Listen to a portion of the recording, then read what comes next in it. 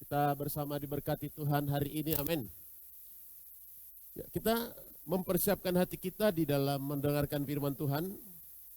Lanjutan dari hidup kekal. Hidup kekal. Seperti apa nanti pada hidup kekal? Hidup kekal adalah hidup yang dinantikan oleh semua orang. Ya. Hidup kekal adalah hidup yang dinantikan oleh semua orang.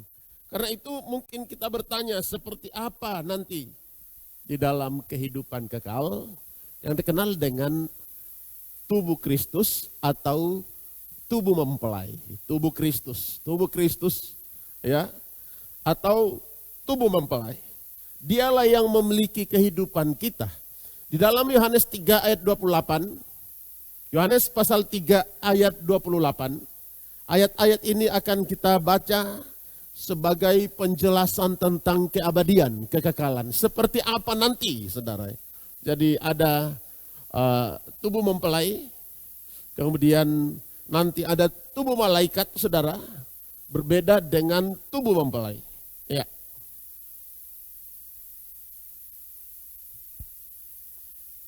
Kamu sendiri dapat memberi kesaksian. Yohanes 3 ayat 29. Ayat 29 ya.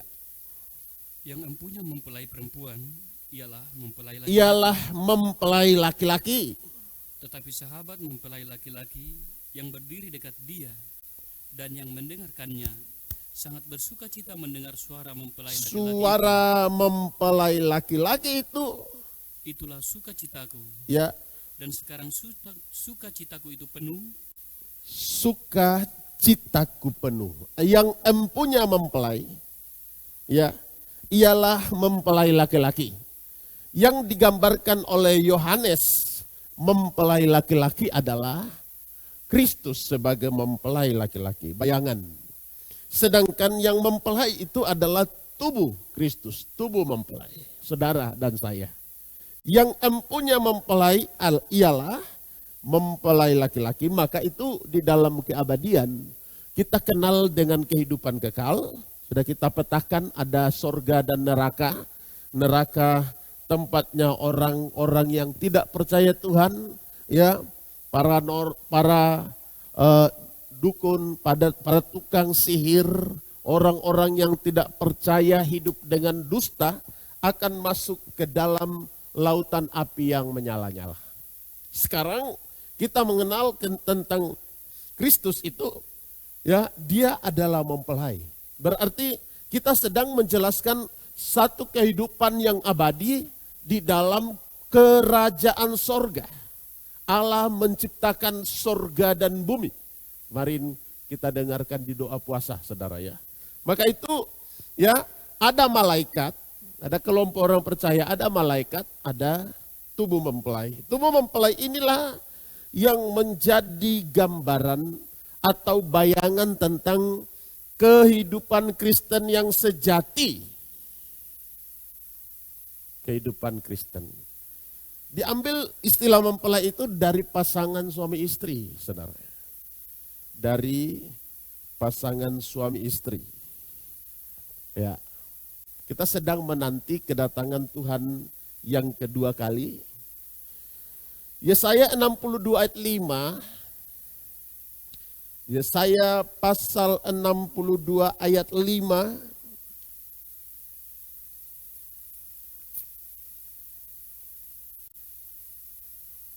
Sebab seperti seorang muda belia menjadi suami seorang anak darah. Menjadi suami seorang anak darah. Terus demikianlah dia yang membangun engkau akan menjadi suamimu. Akan menjadi suamimu. Terus dan seperti girang hatinya seorang mempelai melihat pengantin perempuan, demikianlah Allahmu akan girang hati atasmu. Atasmu. Laki-laki dan perempuan. Ya, disebutkan seorang muda belia dan menjadi suami seorang anak darah, saudara ya. Jadi tidak dijelaskan di situ seorang duda dan seorang janda dan seorang tua. Nah, bukan, jangan dipelintir kemana-mana. Tetapi saudara katakan bahwa sebab seperti seorang muda belia menjadi suami seorang anak darah perempuan, demikian dia yang membangun engkau akan menjadi suamimu. Dan seperti girang hatinya seorang mempelai melihat pengantin perempuan, demikianlah Allahmu akan girang hatinya atasmu. Jadi hubungan kita dengan Tuhan ya diilustrasikan bagaikan hubungan seorang suami dan istri berdasarkan ayat firman Tuhan. Jadi ada hak memiliki dan dimiliki. Ada hak berkuasa atasmu. Kalau bukan saudara, ini berbicara tentang mempelai. Kalau bukan istri kita, tidak mungkin kita perhatikan. Halo. Kalau memperhatikan istri orang lain itu lain ceritanya. Memperhatikan istri kita, ya, memperhatikan raut wajahmu, mah. Dulu mukamu lembut manis, sekarang sudah menjadi keriput dan tua. Wah, saudara jangan tersinggung dengan bahasa itu. Karena itu tanda perhatian. Ya. Haleluya. Ini jasmani, saudara. Perhatian. Ya. Dulu rambutmu lurus terurai indah. Dilihat dari belakang pun menawan. Tapi sekarang sudah mulai geriting. Tidak digeriting pun jadi geriting, saudara. Semua jadi putih. Aduh, ini tidak masalah, saudara, karena itu tanda penuaan, ya, saudara. Haleluya. Maka itu manusia itu dari muda tua sampai betul-betul tua, ya, dia akan tetap setia pada pasangannya. Jadi apa yang digambarkan oleh Alkitab disebut seperti suami dan istri. Ya. Kalau suami dan istrinya tidak setia pada pasangannya masing-masing, saudara, tidak mungkin setia kepada Tuhan. Itu rumusnya di situ, ya.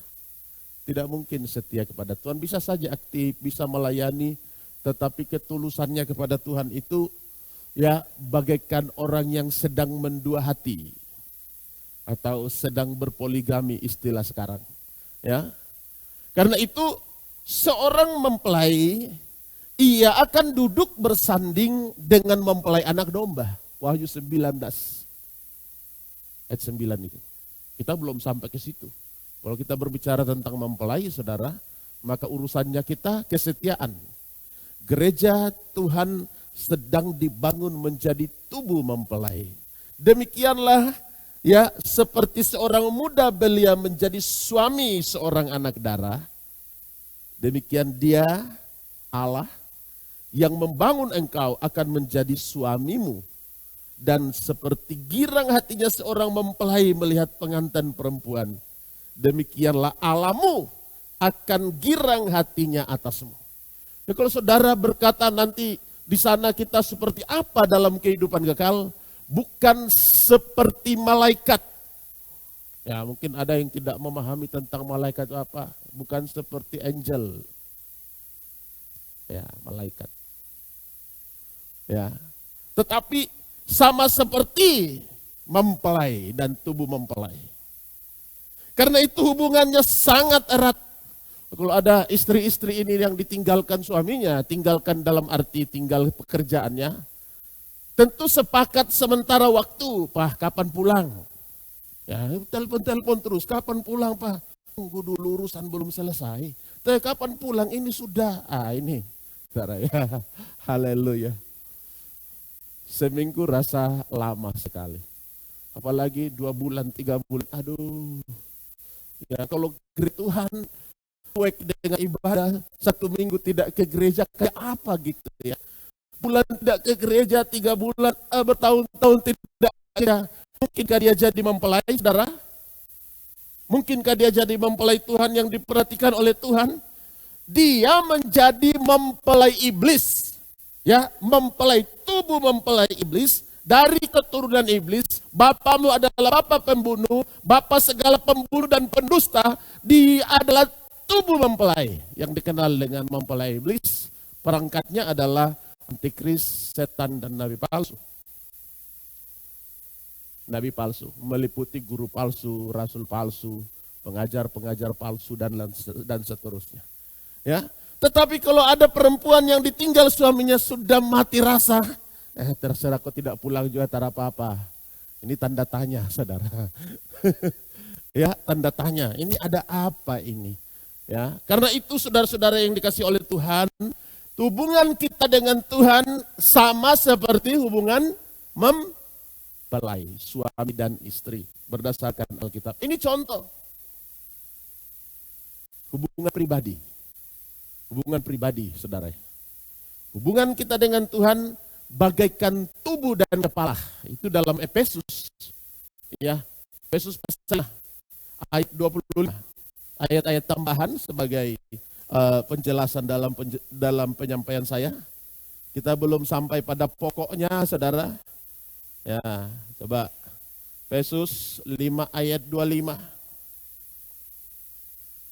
Hai suami, kasihilah istrimu. Ya.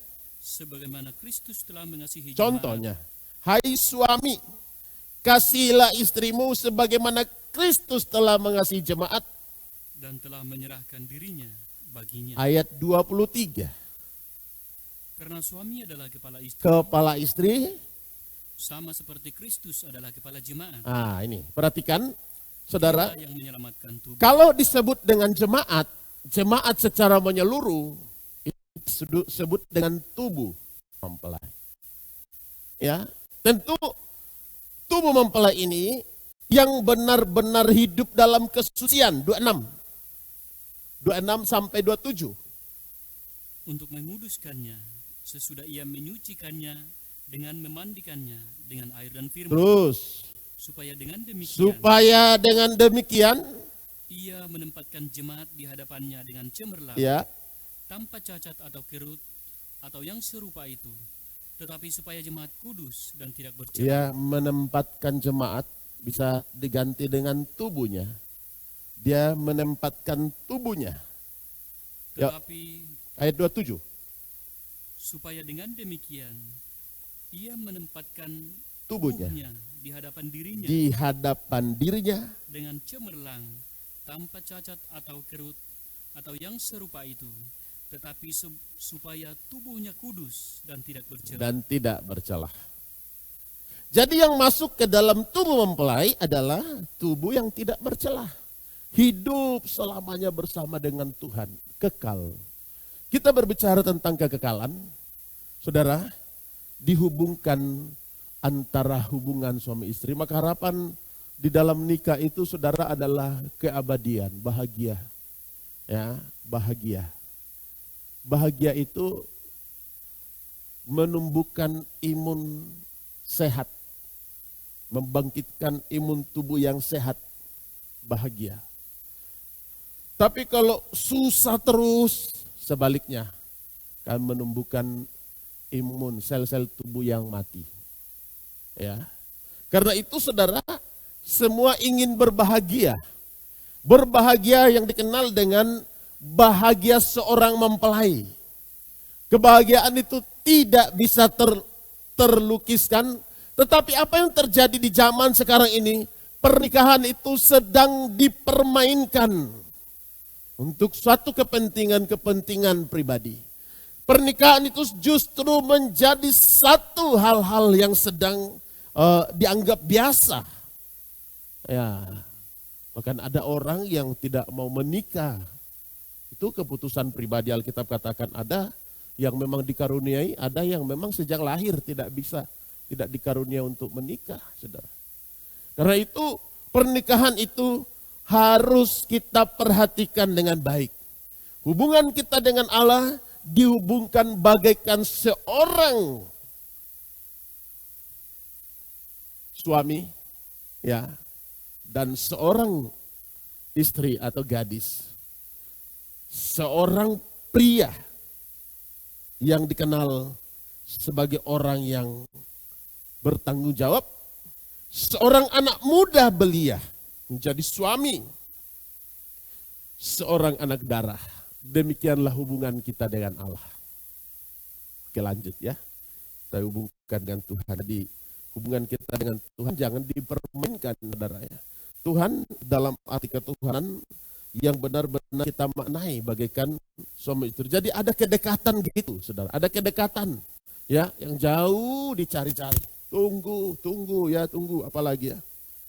Kita harapkan ya bagaimana, dan memang itu hal terjadi karena faktor pekerjaan, karena hal yang lain ya. Kapan pulang? Kapan ini, apalagi kalau yang sangat tidak bisa terpisah, tidak bisa berpisah, saudara. Bukan terpisah, tidak bisa berpisah, baru berangkat aja. Pak, kapan pulang? Nah ini. Kan begitu ya. Karena apa? Ya memang susah untuk berpisah. Hubungan suami istri telah dipersatukan menjadi satu daging. Jadi hubungan kita dengan Tuhan disebutkan Alkitab sebagai suami dan istri. Ya. Seperti itu digambarkan di dalam Alkitab. Matius 25 ayat 1. Matius pasal 25 ayat 1.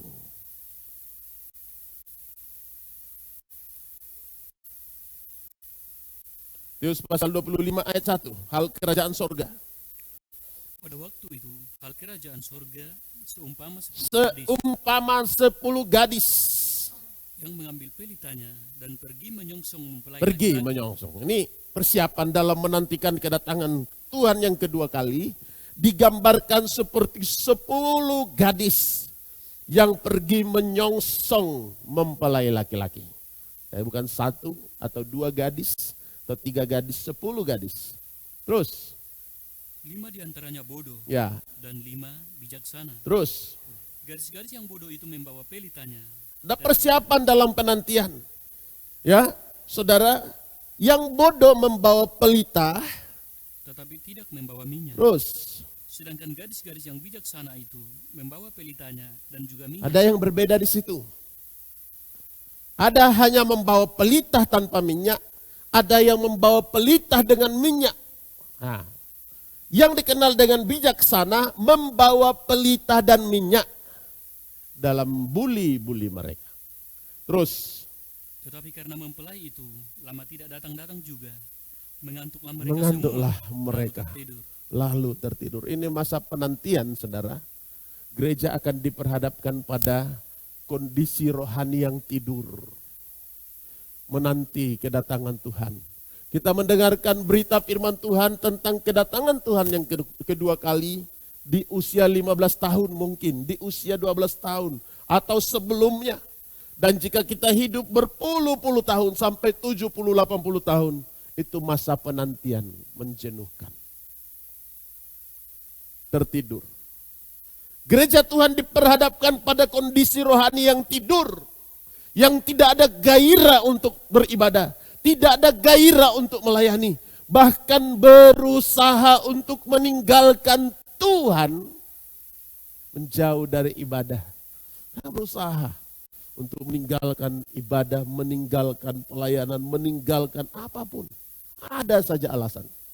Ya, ini kondisi tidur. Terus waktu tengah malam terdengarlah seorang berseru, mempelai datang. Menyangkut kedatangan Tuhan yang kedua kali, semua kehidupan harus benar-benar membangkitkan semangat untuk menantikan. Dalam kondisi tidur sekalipun, itu ada kebangunan rohani, saudara. Ada kebangunan rohani. Tanda kebangunan rohani itu bersifat persekutuan antar penggembalaan. Karena nanti tanggal 14, 15, 16 ya, ada KKR, kebaktian kebangunan rohani. Untuk apa? Untuk membangunkan sidang jemaat yang sedang tertidur. Untuk membangunkan jiwa-jiwa yang sedang tertidur. Masih ada gairahkah atau sudah putus hubungan dengan mempelai laki-laki? Ya. Menghubungkan kembali. Ya, haleluya. Menghubungkan. Teruskan. Gadis-gadis itu pun bangun. Haleluya. Semuanya, lalu membereskan pelita mereka. Terus gadis-gadis yang bodoh berkata kepada kita gadis-gadis temukan masalah di sini. Gadis-gadis bodoh itu berkata kepada gadis yang bijaksana, berikanlah kami sedikit dari berikan minyakmu itu, kami sedikit minyakmu itu. sebab pelita kami hampir padam. Terus, Tetapi jawab gadis-gadis yang bijaksana itu, tidak, ya, nanti tidak cukup untuk kami dan untuk kamu. teruskan. Lebih baik kamu pergi kepada penjual minyak dan beli di situ. Ini saudara ya, sampai sekian. Di zaman akhir, gereja Tuhan yang tidak memiliki kesiapan akan kehabisan minyak. Lampu tidak menyala lagi. Ya, itu sedang menggambarkan dunia yang sedang kehabisan minyak. Di mana-mana minyak susah, saudara. Minyak susah, minyak tanah susah, minyak goreng susah, saudara, sulit didapatkan. Kemudian minyak-minyak yang lain. Ini menggambarkan dunia ya sedang mengalami kesulitan. Nanti kami tidak cukup. Gereja Mempelai sedang mempersiapkan diri untuk menghadapi zaman akhir yang benar-benar siap. Jangan sampai minyak rohani kita sedang habis. Ya, minyak urapan. Pekerjaan roh tidak ada lagi, tidak ada lagi lampu menyala. Lampu menyala, api padam. Api padam mulai dari mezbah korban bakaran sampai pada mezbah dupa. Tidak ada lagi api di dalam. Api padam. Ya, kita butuh minyak. Kenapa minyak? Untuk membuat lampu itu bisa bertahan lama. Saudara ya, kalau kayu yang dibakar, begitu menyala habis jadi debu. Minyak bisa dipergunakan dalam waktu lama. Itu yang dibawa oleh gadis-gadis yang bijaksana. Jadi kalau kita kemudian presentasikan berapa persen orang yang akan masuk ke dalam pesta mempelai, ini berdasarkan kekristenan, salah. Alkitab 50%. Ya, ini benar sungguh-sungguh. Yang memahami ajaran mempelai, mengerti tentang mempelai, dan benar-benar mempersiapkan diri hal kerajaan sorga, seumpama gadis yang menanti datangnya mempelai. Ya, mempelai, laki-laki datang. Kesiapan kita seperti apa hari ini? Minyak sudah habis, pelita firman Allah, minyak bicara tentang pengurapan, pelita adalah firman Allah sudah mulai padam. Semangat kita mulai merosot dalam kondisi tertidur jasmani maupun tidur rohani. Tertidur jasmani. Kenapa tidak datang ke gereja? Aduh maaf om, saya ketiduran. Ini tertidur jasmani bisa. Ya, ketiduran.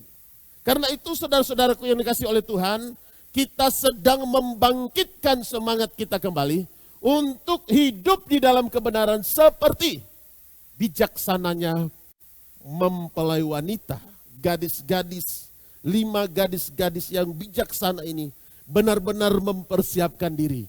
Ia membawa pelita, ia membawa buli-buli yang berisi minyak. Berarti yang bodoh itu tidak membawa buli-buli yang berisi minyak. Mengharapkan pemberian, mengharapkan sesuatu nanti. Ya. Orang bijak adalah orang yang mempersiapkan segala sesuatu. Sesuatu yang kita hadapi, kita persiapkan. Karena itu tubuh mempelai yang sempurna adalah tubuh yang benar-benar terhindar dari hal-hal duniawi dan mempersiapkan diri menanti kedatangan Tuhan walaupun kondisinya tengah malam. Semua orang tertidur. Ya. Jadi waktu persiapan saudara ada pada tengah malam. Kalau kita menghadapi dunia yang sulit, seringkali saat justru susah baru kita gemetaran berdoa. Baru kita mau berteriak-teriak. Menghadapi masalah baru kita minta tolong kemana-mana. Ya, hadapi dengan iman. Segala sesuatu yang mungkin terjadi. Karena itu mempelai laki-laki datang. Sidang jemaat benar-benar mempersiapkan diri dalam menantikan mempelai sorga. Hubungannya seperti apa?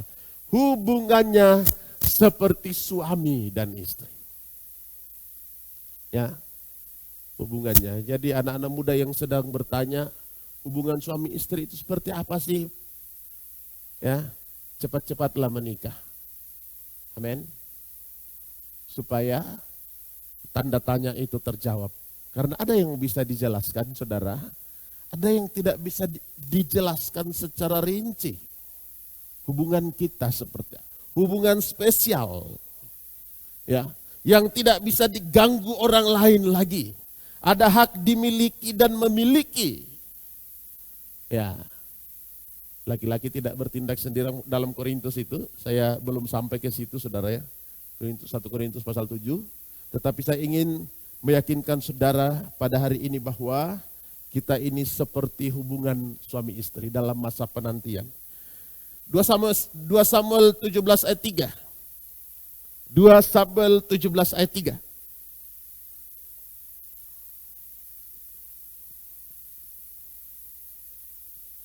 Dua Samuel pasal 17 ayat 3.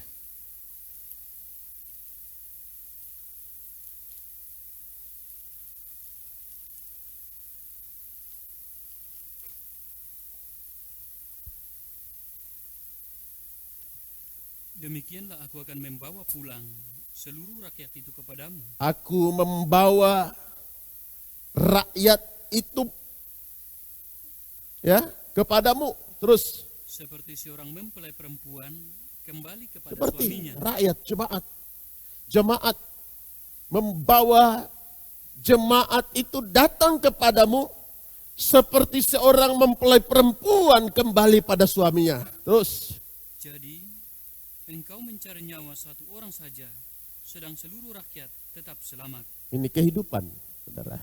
Jadi kita berbicara tentang kehidupan kekal, tetap dikondisikan seperti hubungan suami dan istri. Kita kembali kepada Tuhan. Ya, itu seorang mempelai laki-laki ya tetap ada dekat dengan mempelai perempuan, dekat bersama, tetap bersanding ya dalam masa penantian. Jadi hubungan kita dengan Tuhan, saudara, tidak bisa terputuskan, baik hari ini masih di bumi maupun nanti setelah di sorga. Kalau kita jeli mempelajari Alkitab ini, saudara, bagaimana hubungan mempelai itu diungkap oleh Alkitab, hubungannya dengan Tuhan digambarkan sebagai suami dan istri, maka sidang jemaat juga benar-benar menempatkan dirinya sebagai tubuh mempelai. Ya, kalau ada mempelai Tuhan hanya menuntut berkat, ya ini cara yang keliru, ya, yang biasa diidentikan dengan cewek matre yang hanya mencari berkat. Tetapi ketundukan kepada Tuhan itu baik susah, senang, dalam kondisi apapun kita tetap setia. Ada masa di mana hubungan itu diuji. Ujilah aku Tuhan. Diuji. Saya sampaikan dalam pendalaman Alkitab. Diuji, Abraham diuji untuk mempersembahkan anaknya. Musa diuji menghadapi bangsa Israel untuk memberi nafkah, memberi makan beribu-ribu orang. Untuk mendapatkan makan minum. Ya, saudara, ujian. Semakin kita dekat dengan Tuhan, hubungan itu dibentuk bagaikan suami istri. Apakah suami istri yang berbahagia di saat hari pernikahan? Ya, tetap berbahagia terus menerus, saudara. Tidak ada masa sulit. Ada masa krisis, ada masa sulit, ada masalah tidak, ada masanya tidak punya apa-apa sama sekali. Tetap setia, ya, dan seterusnya. Maka itu ikrar pernikahan. Apakah engkau setia dalam kepada suamimu dalam kondisi apapun, baik sakit, susah, senang, dan lain. Ya, setia. Sebaliknya begitu. Karena apa?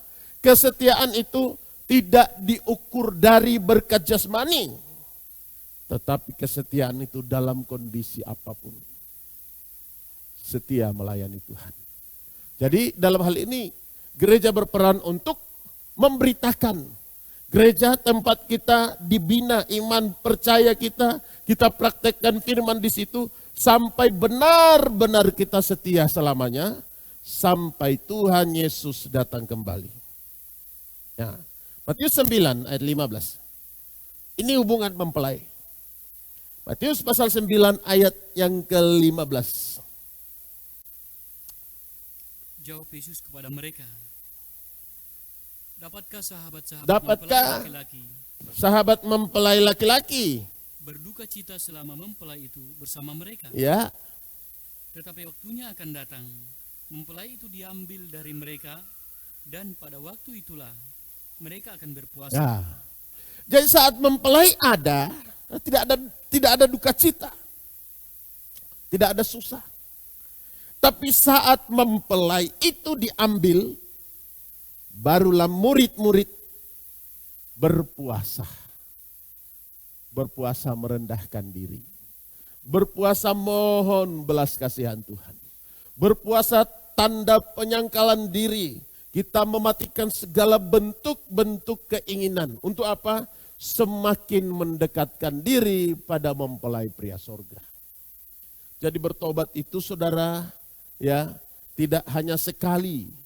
Bertobat terus selamanya sampai selamanya. Bertobat. Sekali bertobat tetap bertobat. Berubah akil balik dari cara hidup yang salah kepada yang benar. Karena itu hubungan mempelai, hubungan kita dengan Tuhan adalah hubungan yang benar-benar terbangun dalam hubungan yang dikehendaki oleh Tuhan. Tidak terpisah. Jadi bagaimana manusia bisa menduakan Tuhan? Bagaimana caranya manusia menduakan Tuhan? Satu, menyembah berhala. Itu adalah cara menduakan Tuhan berdasarkan Alkitab. Kemudian ya, menempatkan mamon sebagai Tuhan. Itu adalah cara menduakan Tuhan. Janganlah engkau menyembah kepada Allah dan mamon. Dan juga menduakan Tuhan dengan tidak mengakui Tuhan sebagai Tuhan yang menciptakan langit dan bumi. Manusia mempercayai dirinya sendiri berdasarkan pengetahuan, berdasarkan ilmu, apapun bentuknya itu, saudara. Saya katakan bahwa itu adalah cara manusia untuk menyangkal ketuhanan yang menciptakan alam semesta. Karena itu saudaraku yang Tuhan Yesus kasihi, kita tidak berperilaku seperti itu. Berhala-berhala, penyembah berhala, kemudian menduakan Tuhan dan memuja dewa-dewa. Ada berapa jenis dewa kesuburan, dewa dan berdasarkan Alkitab banyak ya. Menduakan Tuhan, jangan membuat ya bagimu Allah yang menyerupai apapun untuk disembah. Ya. Jadi tanda menduakan Tuhan yang dibenci oleh Tuhan dari sepanjang abad. Sejak manusia ada sampai hari ini kita bisa melihat bahwa Allah menentang orang yang menduakan Tuhan. Tetapi Allah mengasihi orang yang mencintai Tuhan selamanya. Dalam kitab Keluaran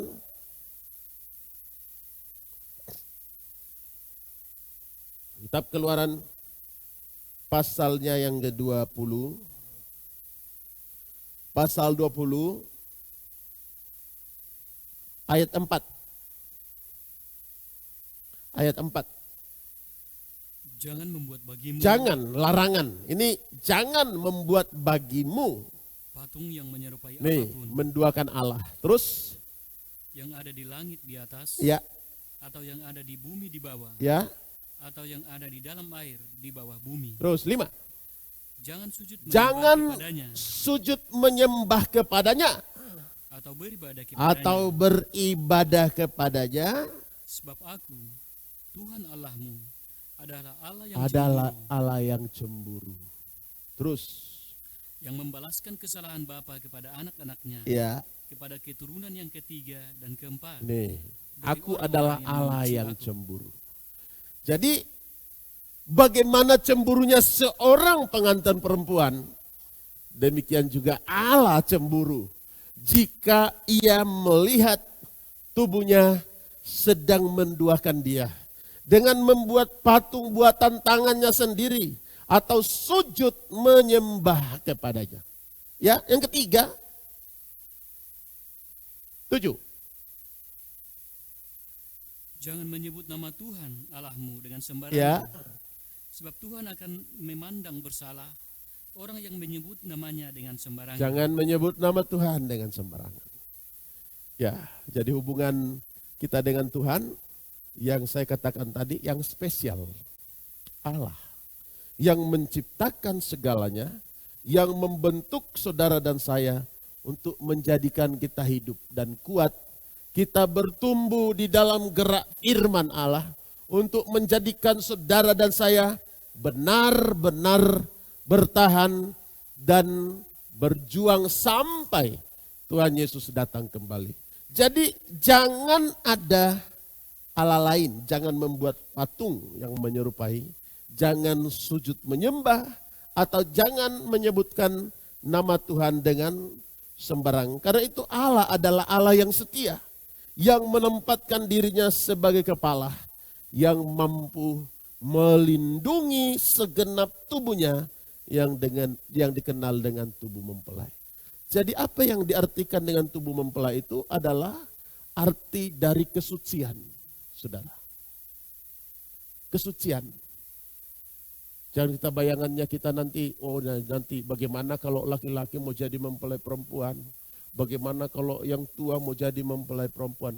Arti dari mempelai ini adalah simbol kesucian. Amin. Kita tidak ukur secara personal lagi. Tapi setiap orang dia seperti anak darah di hadapan Tuhan. Dia benar-benar seperti 5 anak darah yang bijaksana, yang sempurna. Yang benar menjaga kesucian, yang hidup tanpa dosa dan tidak menduakan Tuhan dalam hidupnya. Itulah yang dikenal dengan mempelai. Sampai kita bentuk gereja itu seperti pengantin. Oh, harus ke gereja karena kami gereja mempelai. Harus pakai seloyor ke gereja. Lalu laki-laki bagaimana? Nah ini saudara, simbol kesucian. Diumpamakan seperti seorang anak darah yang benar-benar hidup dalam kesucian. Siapa anak darah yang digambarkan dalam Alkitab hidup dalam kesucian? Digambarkan seperti Maryam, seorang anak darah yang menjaga kesuciannya. Menjaga kesucian, hidup di dalam kebenaran. Semua sidang jemaat digambarkan sebagai tubuh mempelai, digambarkan bagikan seorang anak darah yang mempertahankan kesucian. Mempertahankan kesucian. Jangan sampai ya kemudian masih gadis, ya belum menikah, sudah punya anak. Bapaknya mana? Tidak tahu. Gimana tidak? Kapan menikah? Tidak menikah om, tapi sudah kawin. Ini berbahaya. Ya, menjaga kesucian, pernikahan, menjaga hubungan kita dengan Allah dalam ibadah, tidak menyembah pada dewa-dewa yang menyerupai Allah dalam bentuk apapun. Ada perzinahan jasmani, saudara, dan ada perzinahan rohani berdasarkan firman Tuhan. Kalau sidang jemaat dihubungkan bagaikan suami dan istri, maka yang dilarang di dalamnya adalah jangan membuat Allah yang menyerupai apapun. Jangan sujud menyembah kepadanya dan jangan menyebut nama Tuhan dengan sembarang. Itu yang dikenal dengan mempelai. Tubuh mempelai yang benar-benar hidup di dalam kesucian dan kebenaran. Wahyu pasal 18 ayat yang ke-23. Ini kota mempelai saudara ya. Ya, kota mempelai. Babel tidak akan bangkit lagi. Sebaiknya kita baca di ayat 21. Dan seorang malaikat yang kuat mengangkat sebuah batu besar. Batu besar. Batu kilangan. Terus.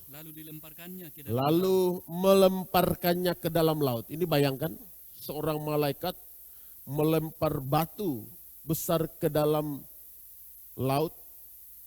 Katanya, demikianlah Babel, kota besar itu akan dilemparkan dengan keras ke bawah. Ya. Dan ia tidak akan ditemukan lagi. Tidak ditemukan lagi. Terus. dan suara pemain-pemain kecapi, suara dan pemain-pemain kecapi dan penyanyi-penyanyi, dan peniup-peniup seruling, Terus? dan sangkakala tidak akan tidak akan kedengaran lagi di dalammu. Teruskan. Dan seorang yang ahli dalam suatu kesenian Dalam kesenian ahli seni. Terus. tidak akan ditemukan lagi di Teruskan. dalammu. Dan suara kilangan tidak akan kedengaran lagi di dalammu. Perhatikan. Terus. Dan cahaya lampu tidak akan bersinar lagi di dalammu. Teruskan. Dan suara mempelai laki-laki dan pengantin Dan perempuan suara mempelai laki-laki dan pengantin perempuan. tidak akan kedengaran lagi di dalammu. Teruskan. Karena pedagang-pedagangmu adalah pembesar-pembesar di bumi. Terus. Oleh ilmu sihirmu semua bangsa disesatkan. Teruskan. Dan di dalamnya terdapat darah nabi-nabi, orang-orang kudus, dan darah semua orang. Ini Babel yang dibunuh di dimusnahkan. bumi. Tidak ada kehidupan. Babel yang dibinasakan. Suara mempelai pun tidak terdengar. Ya, ini Babel. Kebinasaan. Ya, simbol dari kematian kekal. Ini adalah bagaimana hidup orang yang hidup di dalam ketidakbenaran yang akan dibinasakan oleh Tuhan. Maka kalau kita berbicara tentang mempelai, saudaraku, ya, hubungannya adalah Babel. Babel kota besar yang akan dibinasakan, pedagang-pedagang dan kapal-kapal Babel akan dimusnahkan, kerajaannya akan dimusnahkan sehingga memunculkan tubuh mempelai yang sempurna, kota kudus Yerusalem yang baru. Wahyu 19 ayatnya yang ke-9. Ya. Lalu ia berkata kepadaku, Ya. tuliskanlah, berbahagialah mereka yang diundang ke perjamuan Kawin anak domba. Katanya lagi kepadaku, Ya. perkataan ini adalah benar, perkataan-perkataan dari Allah. Ya. Maka tersungkurlah aku di depan kakinya untuk menyembah dia. Terus. Tetapi ia berkata kepadaku, janganlah berbuat demikian. Ya.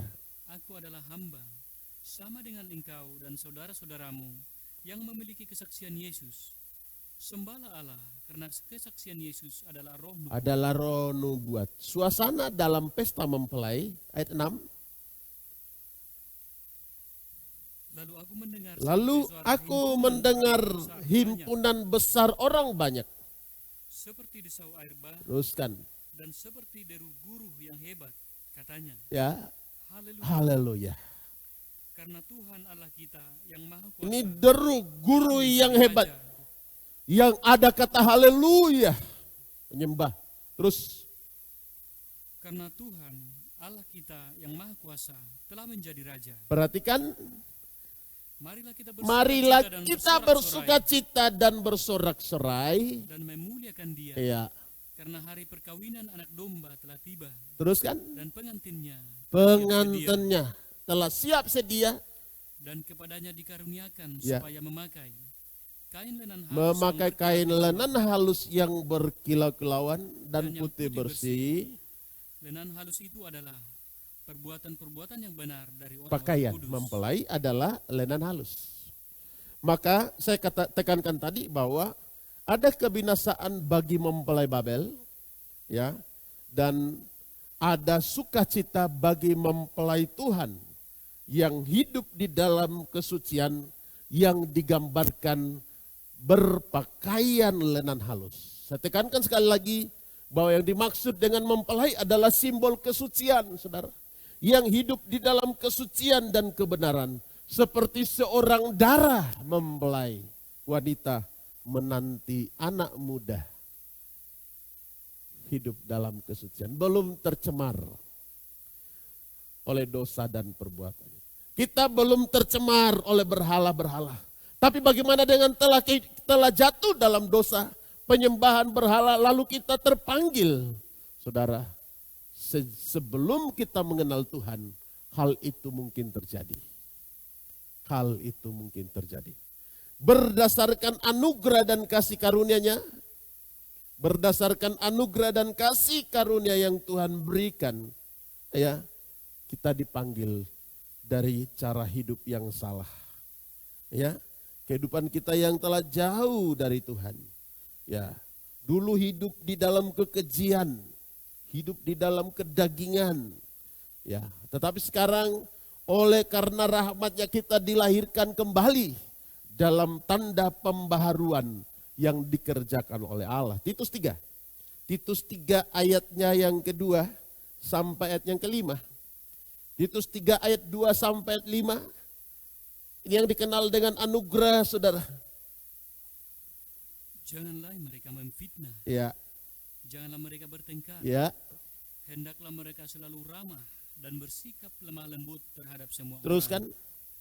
Karena dahulu kita juga hidup dalam kejahilan. Kita hidup dalam kejahilan. Tidak taat. Tidak taat. Sesat.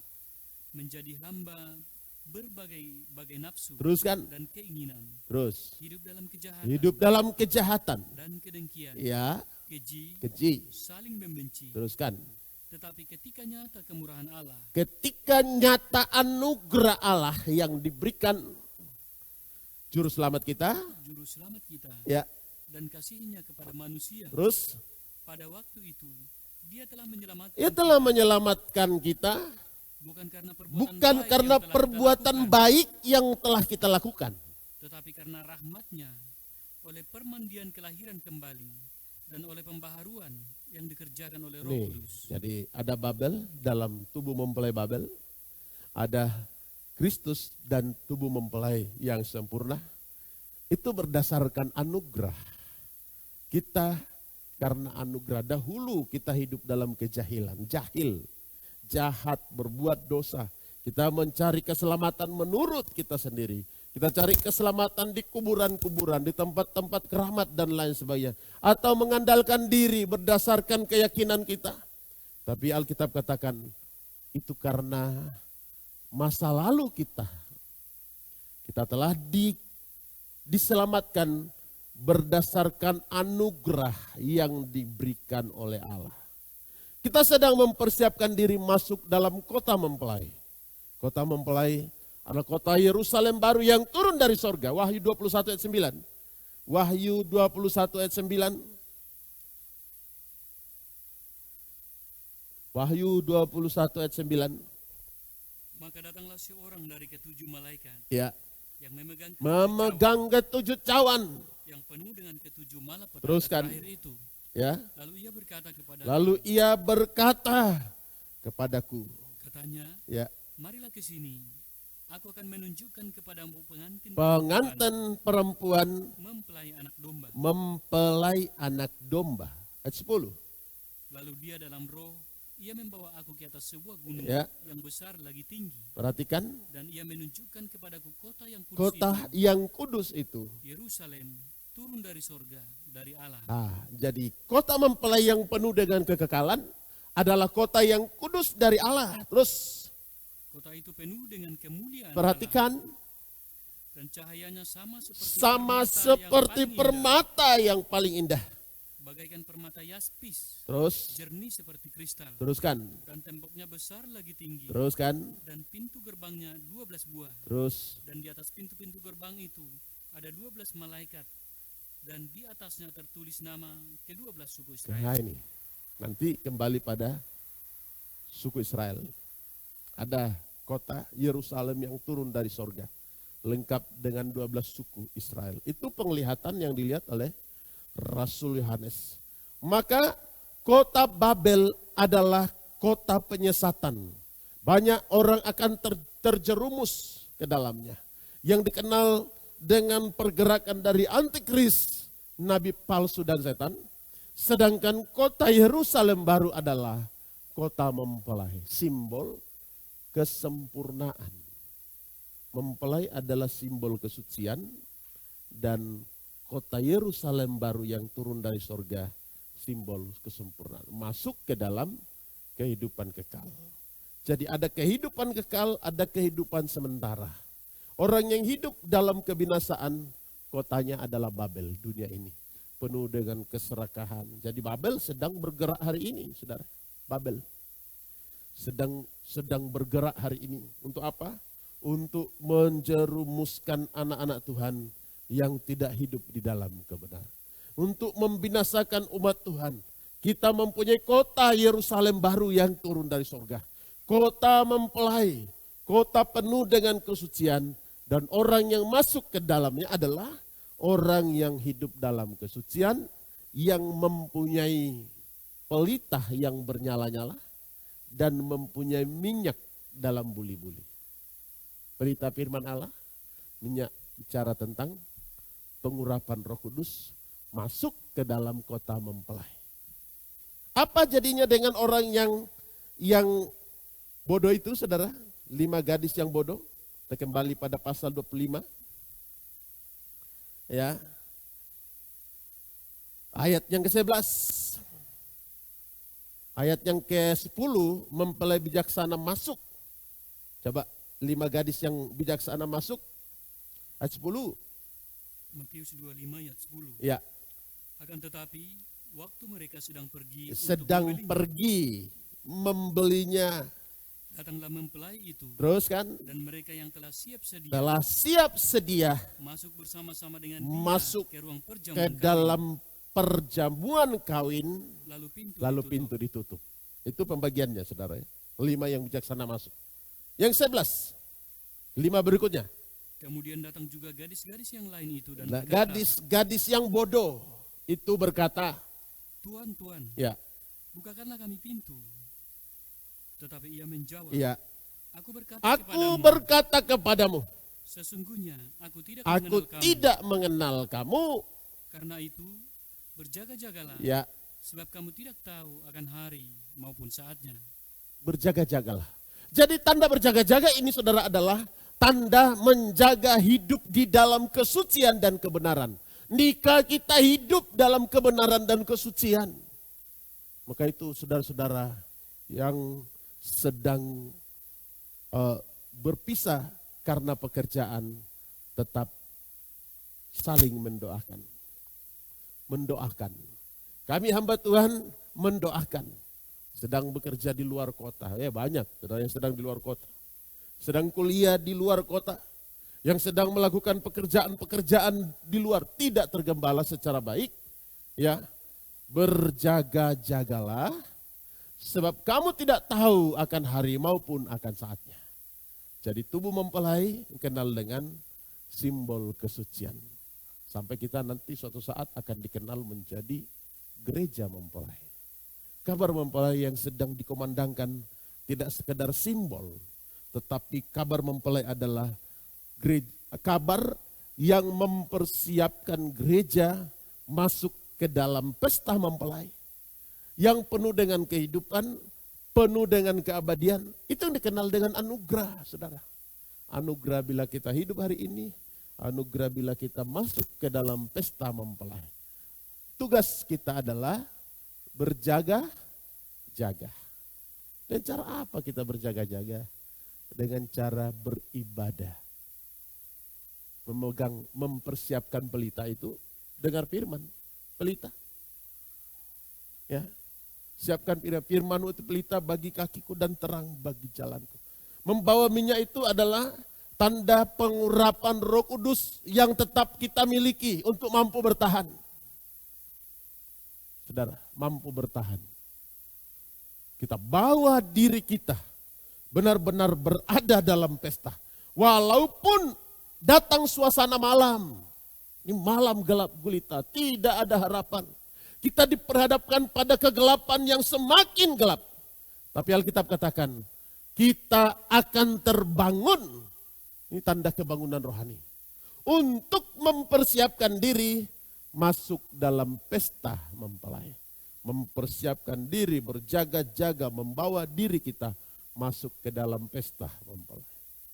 Saudara dan saya akan duduk di sana suatu saat nanti. Maka penuh harapan buat saudara dan saya, kita akan masuk ke dalam keabadian, kekekalan, kehidupan kekal. Itulah anugerah yang diberikan oleh Tuhan. Anugerah yang besar yang Tuhan berikan. Tuhan memberkati firman Tuhan yang saya sampaikan. Saya akan mencoba melanjutkan firman Allah ini pada hari Minggu. Saudara-saudara yang bisa mengikuti firman ini bisa diikuti. Untuk apa? Untuk kita mengetahui kelanjutan dari firman ini. Kemana arah kita? Ke Babel kah? Atau Yerusalem baru? Kalau Babel ya harta benda jasmani duniawi. Tetapi kalau sorga yang kekal adalah kebenaran dan kesucian. Ada pelita yang menyala, ada minyak. Kita menyanyikan pujian.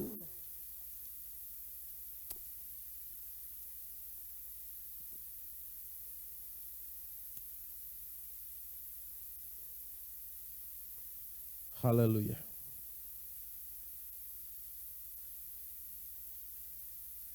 Yerusalem idamanku, Yerusalem baru, kaulah mempelai Tuhan.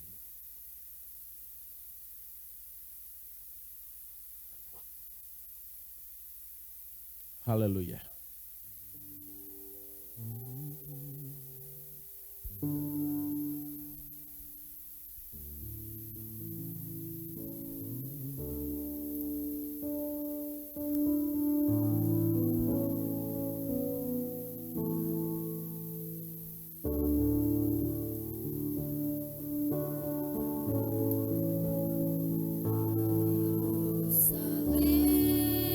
Baru kaulah mempelai Tuhan. Oh betapa hatiku merindukan.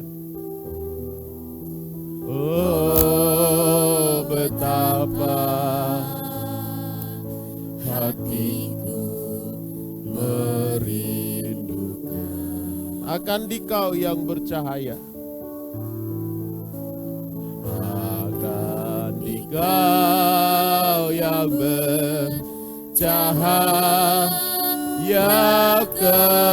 kemuliaan ya bagiku, ya bagiku. Kaulah kota idaman, Yerusalem baru, kaulah mempelai Tuhan. Yerusalem baru, kaulah mempelai Tuhan. Oh betapa hatiku merindukan. Oh betapa hatiku merindukan akan Dikau, oh kota kesucian Allah. Kau, oh kota kesucian Allah, di sana perhentian rasa gelisah. Kita bersama bangkit berdiri.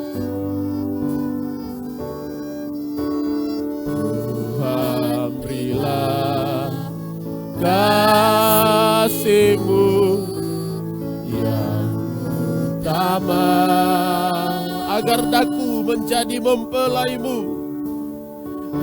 agar daku menjadi mempelai-Mu. Sebab hidupku serba tiada sempurna, sebab hidupku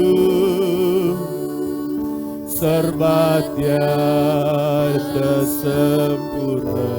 Aku merindu menjadi milik-Mu, aku merindu menjadi milik-Mu. Yerusalem baru, kaulah mempelai. Yerusalem baru, kaulah mempelai Tuhan. Oh betapa hatiku, oh betapa hatiku merindukan akan Dikau yang bercahaya, akan Dikau yang bercahaya kemuliaan, ia bagiku,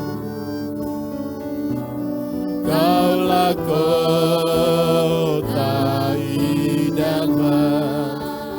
Tuhan berilah kasih-Mu.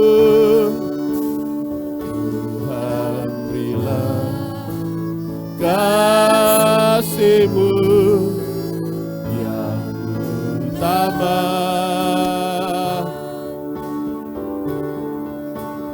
agar daku menjadi mempelai-Mu. Sebab hidupku serba tiada sempurna,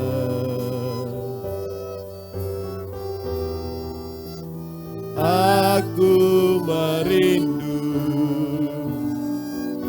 menjadi milik. Tuhan berilah kasih-Mu. Tuhan berilah kasih-Mu yang utama,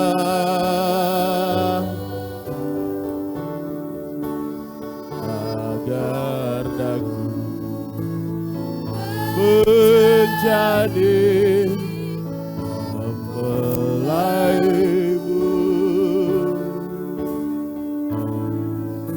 Sebab hidupku serba tiada sempurna, aku merindu, aku merindu menjadi milik-Mu. Tuhan berilah kasih-Mu yang utama. Tuhan berilah kasih-Mu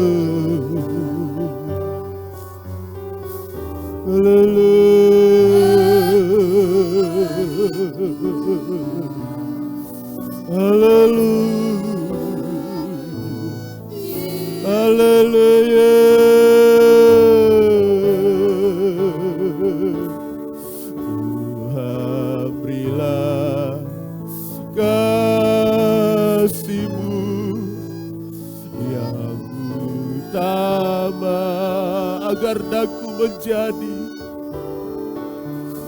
agar daku menjadi mempelai-Mu. Sebab hidupku serba tiada sempurna, aku merindu, aku merindu menjadi milik-Mu. Haleluya, haleluya.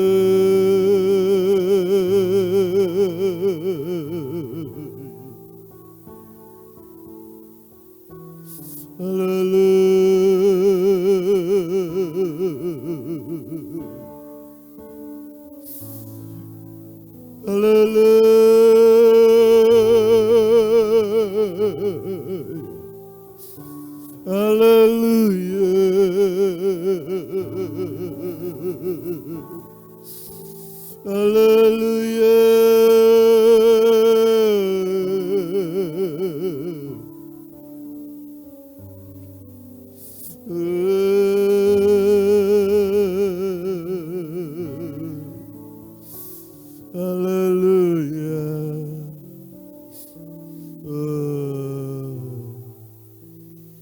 Lagu ini menuliskan satu harapan. Semoga aku menjadi mempelai wanita-Mu Tuhan. Oh haleluya. Bisa kita menyanyikan pujian ini sambil mengangkat tangan kita. Kita katakan dengan jujur, Tuhan berilah kasih-Mu yang utama. Tuhan berilah kasih-Mu yang utama, agar daku menjadi mempelai-Mu, agar daku menjadi mempelai-Mu. Pak Narno membawa kita dalam doa. Saya undang Pak Narno memimpin kita dalam doa.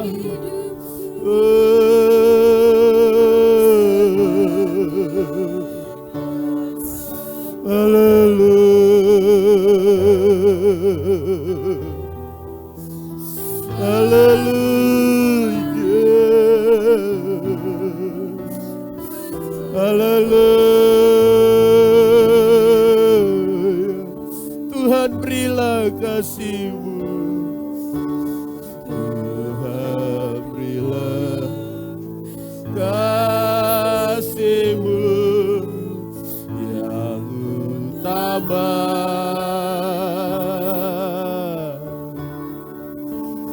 agar daku menjadi haleluya.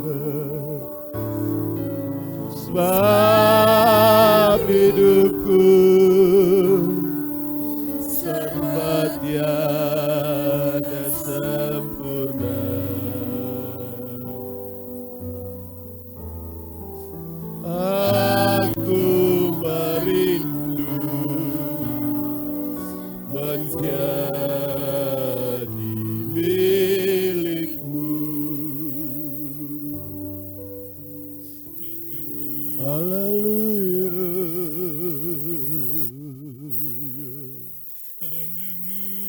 Ya Haleluya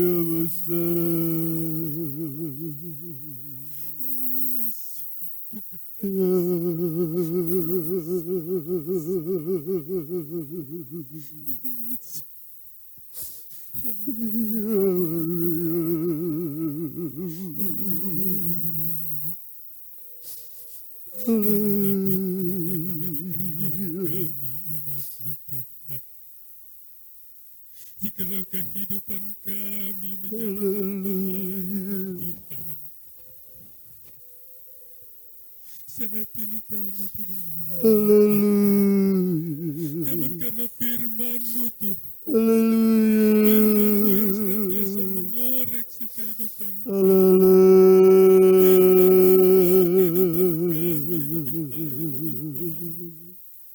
biarlah firman-Mu ini Terima kasih. boleh tertanam dalam loh hati kami, boleh tertanam Haleluya. dalam kehidupan kami, Terima di mana kasih. kehidupan kami boleh menjadi Haleluya. kebenaran firman-Mu Tuhan, sehingga firman-Mu tidak lalu begitu saja. Haleluya. Firman-Mu bahkan tumbuh Haleluya. dan berbuah seperti apa yang Kau mau. Terpujilah Engkau Bapa. Terima kasih Tuhan. Terima Kalau pada kasih. saat pagi siang hari ini kami datang di Terima dalam kasih. rumah-Mu ini, kami datang dengan Terima tidak sia-sia, kasih. tetapi kami pulang membawa berkas-berkas, Terima membawa jawaban atas segala doa dan Terima pergumulan kami kasih, masing-masing oh Tuhan, Tuhan. sehingga kami datang dengan beban pulang Terima dengan kelegaan kasih. daripada-Mu, firman-Mu yang Terima telah kasih. menjawab semua pergumulan kami. Terima Terima kasih. kasih Bapa. Engkau pakai Terima hamba kasih. lebih hari lebih heran, di mana Terima rahasia kebenaran firman-Mu kasih. boleh diungkap-bukakan bagi kami seluruh. Terima kasih. Terima kasih Bapa, berikan kekuatan kesehatan bagi hamba-Mu, sehingga hamba-Mu senantiasa Terima memperoleh kasih. kekuatan baru dalam melayani Engkau. Terima kasih Bapak. Terima kasih. Hanya dalam nama Tuhan Yesus Kristus kami ucap syukur dan Haleluya. kami alaskan doa kami. Haleluya. Amin. Terima kasih. Puji Tuhan, pengumuman untuk kita ikuti sepanjang minggu ini. Sebentar sore ibadah pemuda remaja, dan Kamis ibadah pendalaman Alkitab, Sabtu ibadah doa penyembahan, Minggu kebaktian umum jam 9:15 dan kebaktian sekolah minggu jam 8 pagi. Ibadah disertai perjamuan suci dan korban khusus untuk Natal.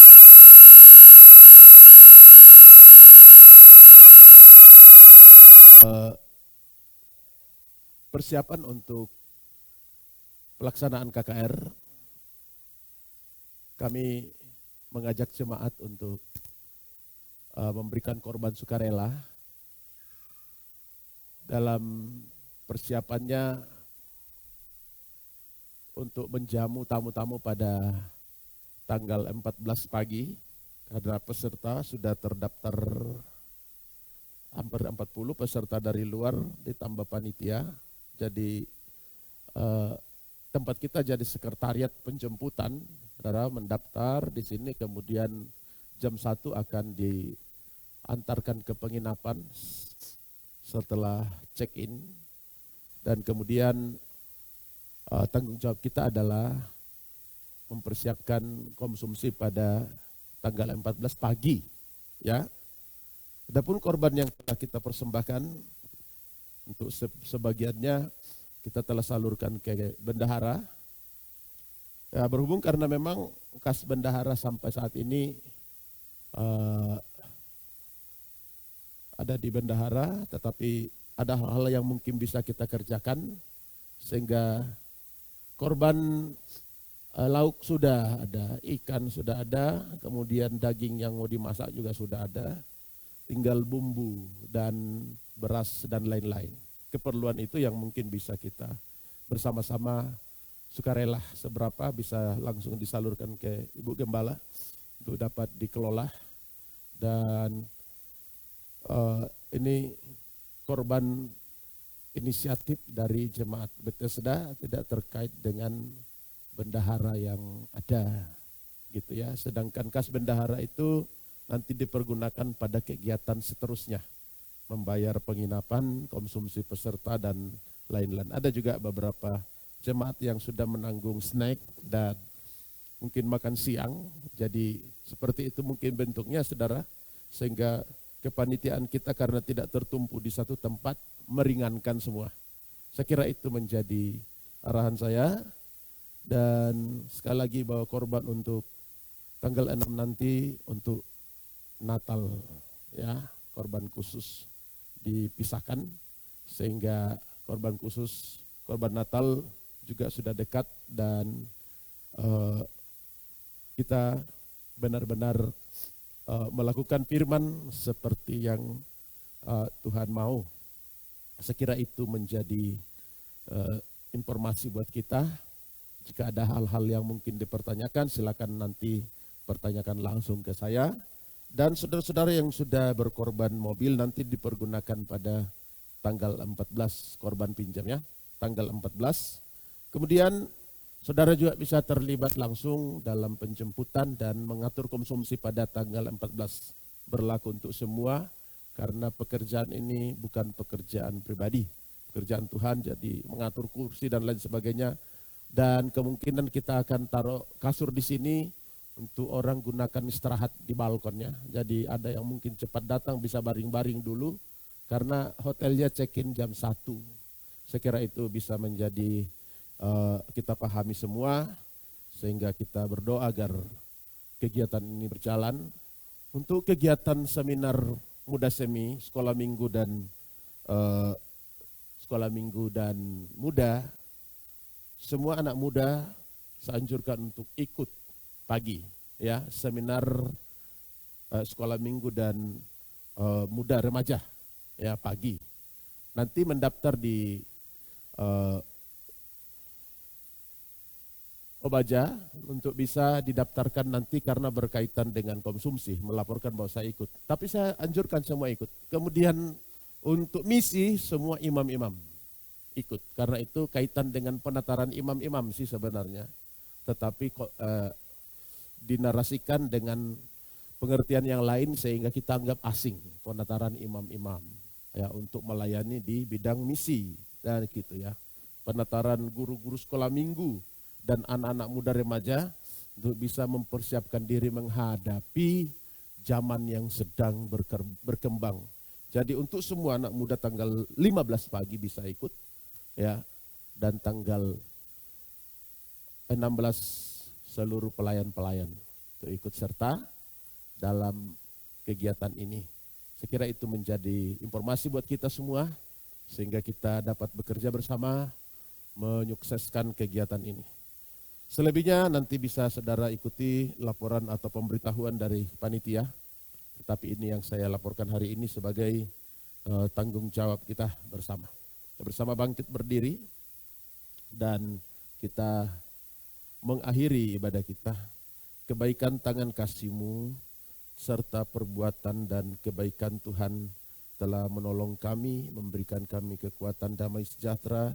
Kau tolong KKR pada bulan depan, Tuhan, tanggal 14, 15, 16 dan tanggal penjemputan 14. Tuhan siapkan hati kami untuk dapat bekerja di dalam pekerjaan ini. Bidang-bidang yang dapat kami tangani, oh Tuhan, kiranya Tuhan tolong dan campur tangan agar semuanya kami kerjakan bersama dengan Tuhan dan kami hadapi, lakukan bersama dengan Tuhan, kami kerjakan bersama dengan Tuhan dan berbuat untuk kemuliaan nama Tuhan. Tubuh mempelai yang sempurna yang kami nantikan. Kami berdoa juga untuk saudara kami yang ada di luar kota. Tuhan tolong, baik Pak Nebaho, Tuhan tolong berkati di Medan. Juga oh Tuhan Bapak Febri yang sedang berlayar, Bapak Hana di tempat tugas dan pekerjaan. Saudara-saudara kami yang lain di Maibrat, Tuhan Mama Riki, Saudara Ita Kambu, juga Saudara Aris Pariakan yang sedang ada tempat pekerjaan, juga yang lain yang sedang oh Tuhan menghadapi berbagai pergumulan di dalam pekerjaannya. Tuhan akan tolong dan campur tangan agar setiap pekerjaan yang mereka kerjakan dapat tetap bertumbuh dan bergerak. Berkati setiap usaha pekerjaan sidang jemaat-Mu, baik pengusaha, pekerja harian, Tuhan buruh, pedagang asongan, dan semuanya kami serahkan dalam tangan Tuhan. Anak sekolah dari tingkat TK, SD, SMP, SMA sampai ke perguruan tinggi, orang tua, seluruh sidang jemaat-Mu Tuhan, Engkau berkati dan biarlah tangan pengasihan Tuhan tetap menolong dan memberkati kami. Bawa kami untuk lebih mengerti maksud dan rencana Tuhan yang indah ini, agar hati kami tetap bersuka cita, agar hati kami tetap memuliakan Tuhan dan tetap memuji dan membesarkan nama Tuhan. Inilah doa permohonan kami, sukacita yang berlimpah-limpah dari sorga dapat kami nikmati dan hayati dengan baik. Terima kasih, yang sakit Engkau sembuhkan, yang lemah imannya Tuhan kuatkan, yang jauh dari hadapan-Mu Tuhan tarik dengan tangan kasih-Mu, yang terhilang Tuhan temukan dengan cara Tuhan, dan biarlah kami bertumbuh dalam satu pergerakan yang sehat. Terima kasih Tuhan. Saudara-saudaraku, pulanglah dan terimalah berkat anugerah dan sejahtera dari Allah Bapa, cinta dan kasih sayang dari anak-Mu yang tunggal, penyertaan dari Roh-Nya yang kudus menyertai kita mulai saat ini sampai Tuhan Yesus datang kembali. Kami mengakhiri ibadah ini dalam nama Yesus Kristus. Haleluya. Amin.